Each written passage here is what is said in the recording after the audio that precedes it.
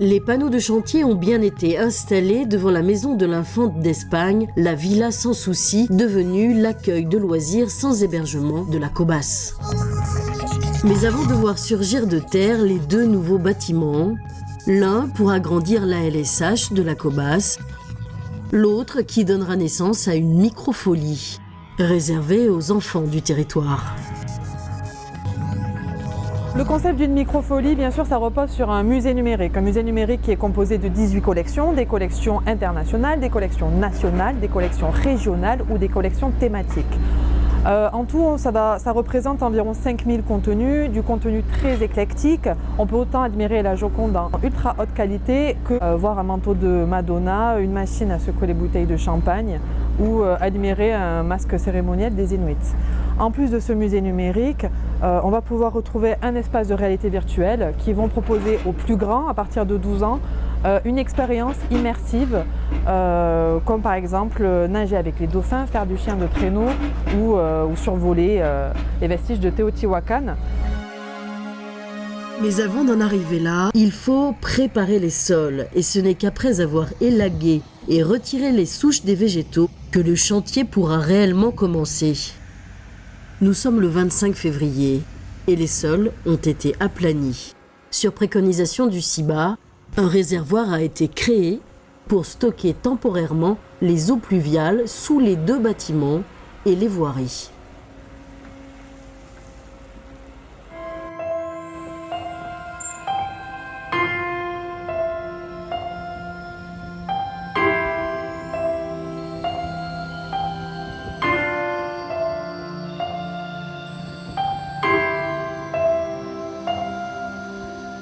Pendant la durée des travaux, l'accueil de loisirs sans hébergement de la Cobas reste ouvert. Un parking a été aménagé sur la piste de sécurité routière, le temps de la dépose des enfants et de leur récupération par leurs parents. Plus d'un mois a passé et ce matin, c'est jour de fête à la LSH de la Cobas. Les élus du conseil communautaire sont invités à la pose de la première pierre ou jardinière, en présence du sous-préfet d'Arcachon.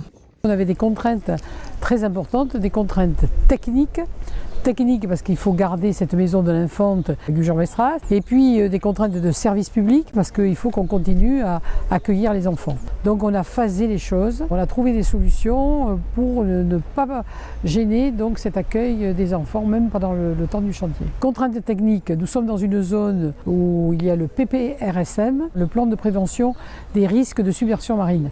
Donc il a fallu tenir compte de contraintes nouvelles qui n'existaient pas précédemment, et donc c'est plus compliqué qu'ailleurs. C'est un très très gros dossier. Alors, monsieur Fonds européen, parce comme ça on aura davantage. Un dossier dont le coût total des travaux est estimé à 9 540 000 €.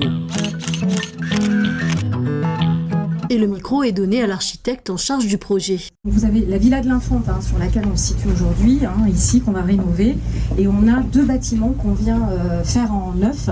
Donc avec effectivement le premier bâtiment qui accueillera la microfolie et le deuxième bâtiment qui va accueillir une salle multi-activité et puis la cantine, cuisine que vous voyez ici sur les images au premier plan, au premier niveau pour avoir vue sur les végétaux, sur les arbres et la vue aussi sur la plage. Ensuite on va effectivement redonner un coup d'éclat et une rénovation à la Villa Edmond Rostand. On va essayer d'en prendre grand soin parce que c'est vraiment un très bel édifice.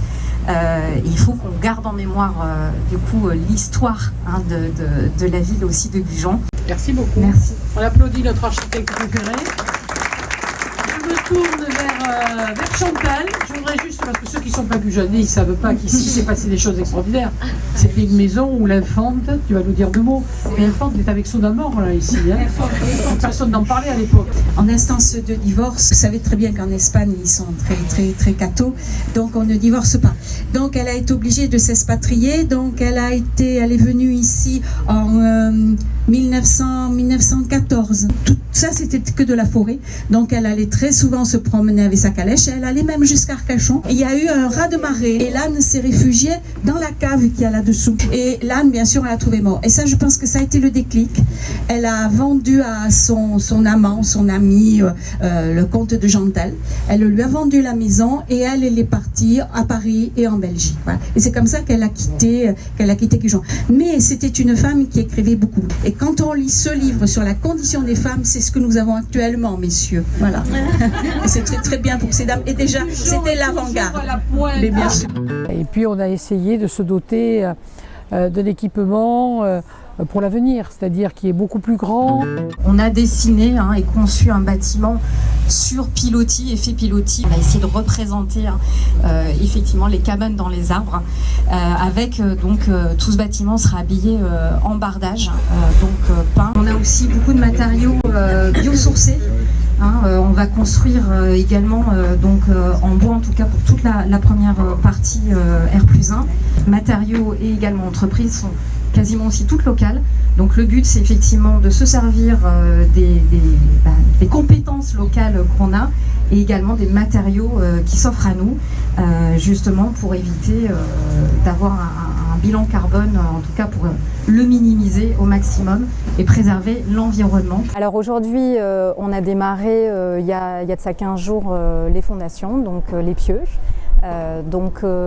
D'ici quelques semaines, on aura le plancher bas qui va sortir de terre et après très rapidement on va avoir les élévations qui vont se faire en alternance sur et le bâtiment de la Microfolie et le bâtiment salle d'activité et restauration. Ils vont monter par un escalier extérieur tout en bois, comme sur les terrasses hautes et basses qui relient les deux bâtiments. Et puis on a un ascenseur aussi qui pourra permettre aux enfants qui auront un pied dans le plâtre ou autre de monter pour pouvoir se restaurer. C'est super sécurisé, il y a des garde-corps, on est abrité sur une partie en loggia sortie de cuisine, enfin de salle de restauration, et on va pouvoir aller sur le toit de la Microfolie qui est en partie planté. Donc on aura aussi un beau panoramique et on pourra voir les plantes pousser sur la toiture. Alors moi c'est mon idée depuis le départ. La Microfolie, je ne l'ai vue que par rapport aux enfants, que par rapport à la jeunesse. J'ai vu quelque chose de parallèle à l'apprentissage de la natation. On a fait 3 piscines et on a permis que cet apprentissage de la natation se fasse formidablement bien sur nos 4 villes. Bon.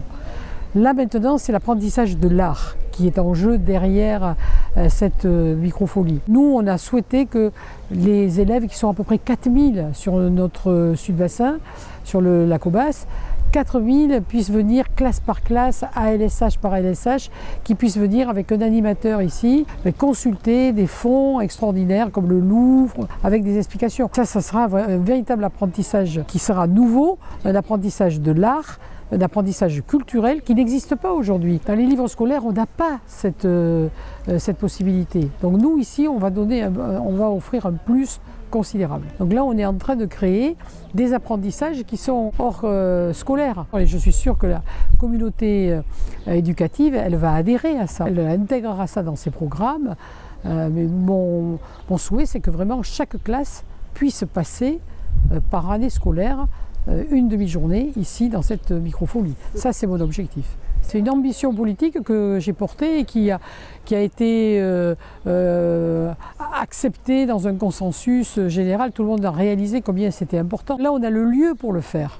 On a le lieu, vraiment, le lieu est intelligent. Un ALSH, ça ne fonctionne pas tous les jours. C'est pas dans les vacances scolaires. Donc là, ça va nous permettre d'utiliser ces installations à l'année avec un objectif nouveau, mais qui est tout aussi important que le sport.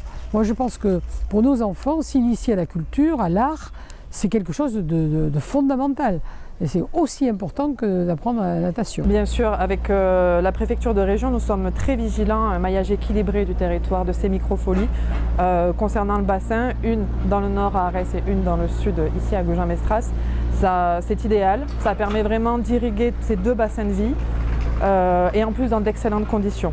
Ici, on va vraiment avoir des moyens, que ce soit au niveau du bâtiment, que ce soit au niveau des moyens humains, pour proposer tout un programme très diversifié, pluridisciplinaire et ambitieux. C'est ça qui qui est appréciable. Et permettre du coup de développer des tas de thématiques différentes, comme les journées européennes du patrimoine, la fête de la musique, des événements aussi comme Halloween, comme Noël. Effectivement, le numérique, c'est un premier temps, c'est une place importante, mais après, l'objectif, c'est qu'on va avoir un temps d'apprentissage sur ces écrans, mais aussi un temps de pratique grâce aux mallettes pédagogiques ou un atelier sensoriel créé par le médiateur. Il y a des tas de possibilités.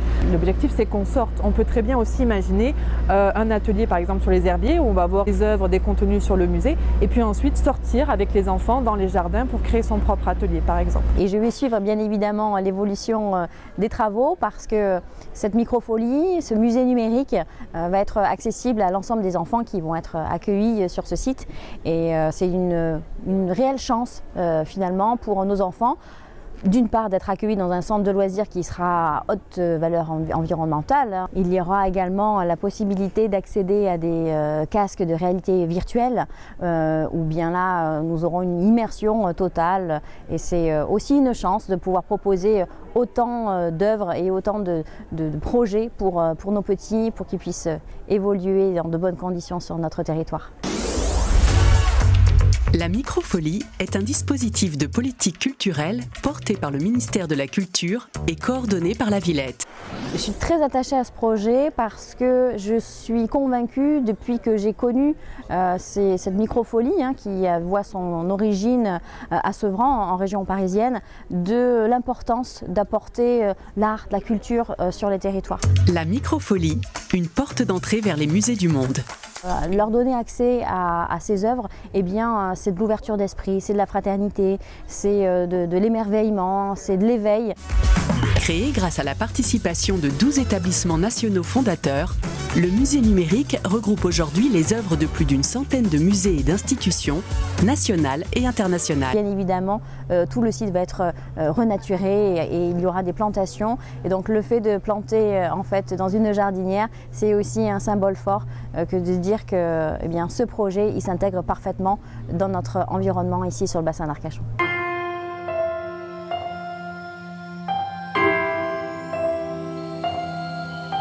On aura aussi du photovoltaïque puisqu'on va effectivement récupérer les avantages de notre soleil et puis on va aussi infiltrer toutes les eaux de pluie. Donc on ne les renvoie pas effectivement sur le réseau, on vient infiltrer, on vient effectivement avec des bassins de rétention récupérer toutes ces eaux-là. Ça sera quand même magique ici. Là on ne voit pas d'arbres mais ils vont revenir. Ils vont revenir, il y aura un écrin d'arbres, il y a quand même la plage qui est tout à côté. Voilà, c'est paradisiaque ici.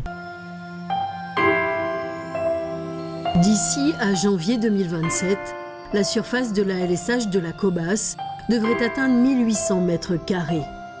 200 enfants pourront alors y être accueillis tout au long de l'année dans un écrin de verdure retrouvé.